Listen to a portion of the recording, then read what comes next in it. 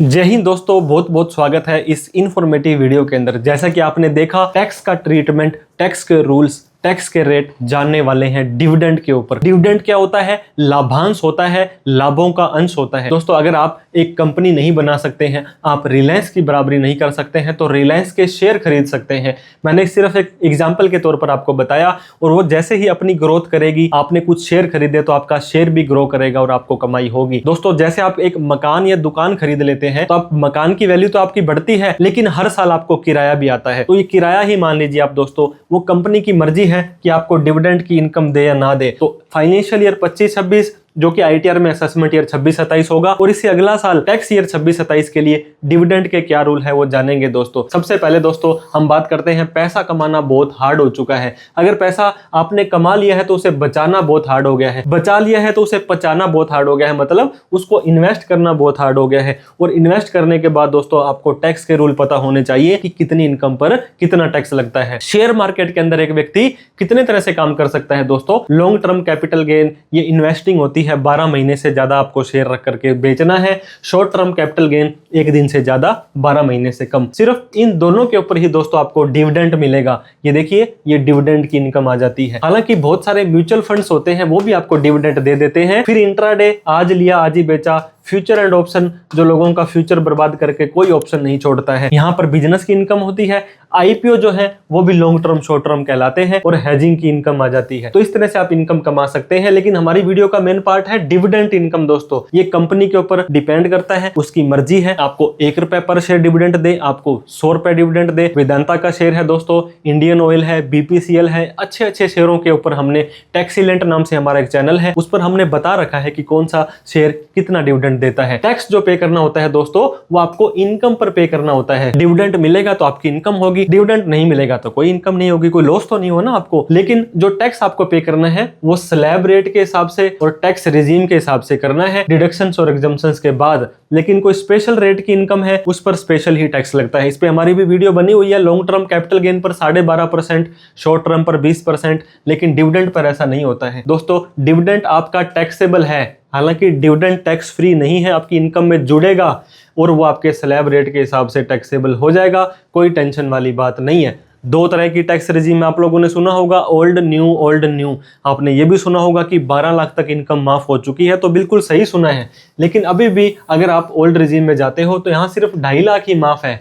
2.5 से 5 पर 5% का टैक्स देना है, जो कि 12,500 होता है। 5 लाख से 10 लाख पर दोस्तों 1 लाख टैक्स बन जाता है, और उसके ऊपर 30% हो जाता है। कोई स्पेशल रेट की इनकम है, मैंने आपको बता दिया, long term capital gain 12.5%, short term 20%। लेकिन डिविडेंड की इनकम स्पेशल नहीं है, ये स्लैब रेट के हिसाब से टैक्सेबल होती है। तो अगर आपकी ओवरऑल इनकम दोस्तों 5 लाख रुपए तक है, तो 2.5 से 5 का जो टैक्स बनेगा 12,500, वो माफ हो जाएगा, और यहाँ पे आपको 5 लाख रुपए तक एक भी टैक्स नहीं देना है। तो ओल्ड टैक्स रिजीम में मैंने आपको एग्जांपल भी दे दिया है दोस्तों।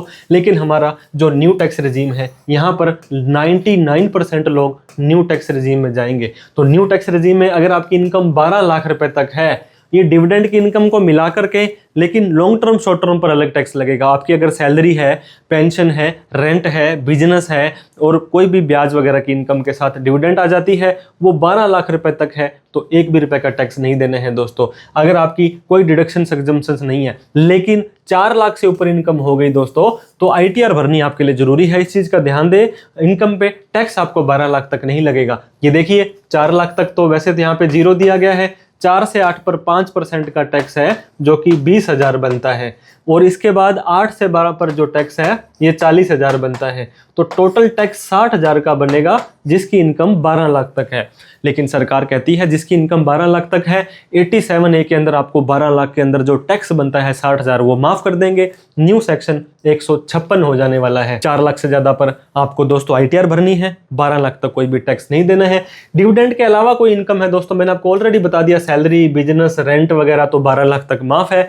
लेकिन शॉर्ट टर्म कैपिटल गेन आ गया तो 4 लाख के बाद ही इस पे 20% देना है। लॉन्ग टर्म कैपिटल गेन आ गया तो 4 लाख के बाद 12.5% टैक्स देना है, लेकिन 1.25 लाख रुपए थोड़ा सा आपको एक्स्ट्रा माफ और कर दिया गया है। इसके अलावा कोई लॉटरी, गेमिंग, क्रिप्टो है तो उसके ऊपर दोस्तों आपका 30% का टैक्स देना है। इसके अलावा सेक्शन 194 है दोस्तों, अगर आपका एक कंपनी 10,000 से ज़्यादा का डिविडेंड देती है तो उस पर 10% का टीडीएस काट लेगी। लेकिन जब आप आईटीआर भरेंगे, आपकी इनकम 12 लाख से कम है, तो ये आपका कटा हुआ टीडीएस रिफंड ले लेंगे। और जब आप आईटीआर भरेंगे और आपकी इनकम मान लीजिए 24 लाख से ज़्यादा है, तो इन्होंने तो 10% ही काटा, आपको 30% का टैक्स उस पर देना है, तो 20% और देना है, तो आप एडवांस में अपना टैक्स भर दीजिएगा।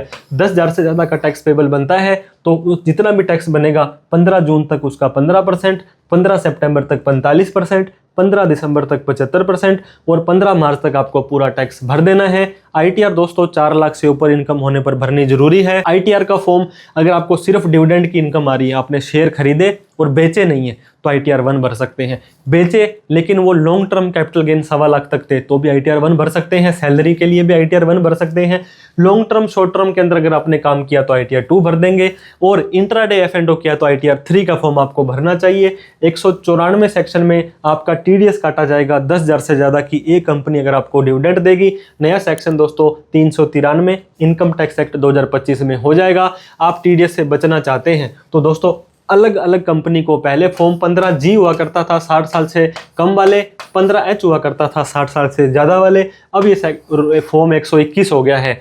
अब क्या कर सकते हैं आप, ये फॉर्म CDSL जो आपके शेयर जहां डिपॉजिटरी होती है या NSDL के ऐप में जाकर के इसे आप दे सकते हैं ताकि आपका टीडीएस ना काटा जाए। और कोई भी खर्चा दोस्तों इस डिविडेंड के अगेंस्ट अब आपको क्लेम नहीं मिलेगा, पहले मिल जाया करता था। साल खत्म होने के बाद आप अपना AIS, TIS और 26S चेक करें। दोस्तों आप प्रॉपर आईटीआर भरना सुनिश्चित करें। आपके पर्सनल टैक्स जो प्रोफेशनल है, CA है, होने चाहिए। ऐसा कोई भी केस नहीं है तो आप हमें कभी भी कॉल मैसेज व्हाट्सएप कर सकते हैं। इनकम टैक्स एक्ट 2025 पर बहुत प्यारा सा सुंदर सा कोर्स बनाया है जिसमें कि आप अपनी खुद की आईटीआर भरना, अड़ोस पड़ोस की आईटीआर भर करके कुछ कमाई भी कर सकते हैं और आप इनकम टैक्स को इन डेप्थ जान भी सकते हैं। फिर भी कोई डाउट क्वेरी क्वेश्चन रह जाती है तो बेझिझक कमेंट बॉक्स पे आप पूछ सकते हैं। प्ले स्टोर पर आप हमारी ऐप CA सुमित शर्मा एक बार जरूर चेकआउट करें। वीडियो अच्छी लगी हो तो लाइक करें और इस वीडियो को हर एक व्यक्ति के साथ शेयर करें जो डिविडेंड की इनकम को लेकर कंफ्यूज था। और जाते जाते अभी तक सब्सक्राइब नहीं किया है तो करते जाइएगा। Thank you so much. जय हिंद, जय भारत।